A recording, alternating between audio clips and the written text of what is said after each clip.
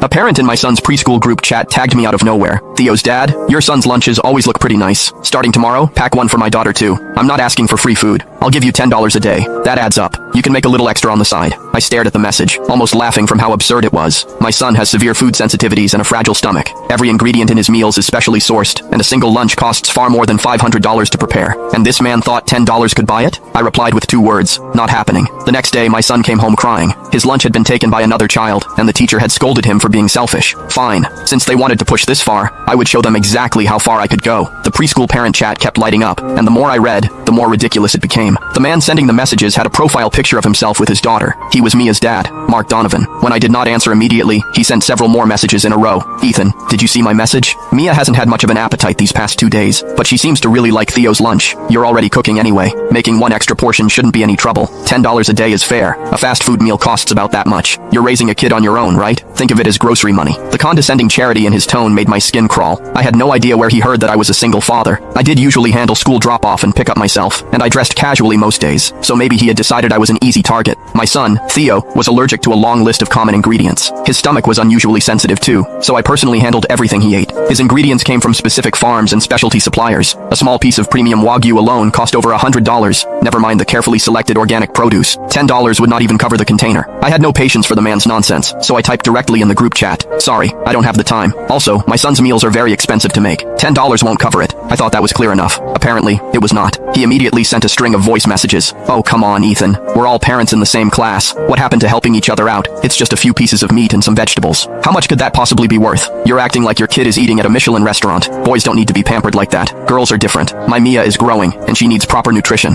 Don't you have any sense of priorities? By the time I finished listening, my temper had shot straight up. What decade was this man living in? I was about to tear into him in the chat when Ms. Walker, the classroom teacher, suddenly jumped in. Ethan, Mark is only thinking of the children. Our class has always encouraged sharing. Since Mia likes Theo's lunch, perhaps you can help out a little. It will also help the children build a closer friendship. Reading her blatantly biased message, my expression went cold. I had just transferred Theo to this preschool because it advertised itself as an elite bilingual academy. I thought the standards would be better. Clearly, I had been wrong. I ignored the rest of the messages and tossed my phone aside. They could say whatever they wanted. I was not making lunch for some stranger's daughter. The next afternoon, I went to pick Theo up from school. The moment I reached the classroom door, I saw him standing alone in the corner, his eyes red and swollen like he had been crying. My heart clenched. I rushed over and pulled him into my arms. Theo, what happened? Who hurt you? As soon as he saw me, he burst into tears. His small hands clutched the front of my shirt. Daddy, I'm hungry. Mia took my lunch. My head buzzed. I prepared Theo's portions carefully every day. They were exactly what he needed. If he had not eaten lunch, that meant he had gone hungry for an entire day. More importantly, with his condition,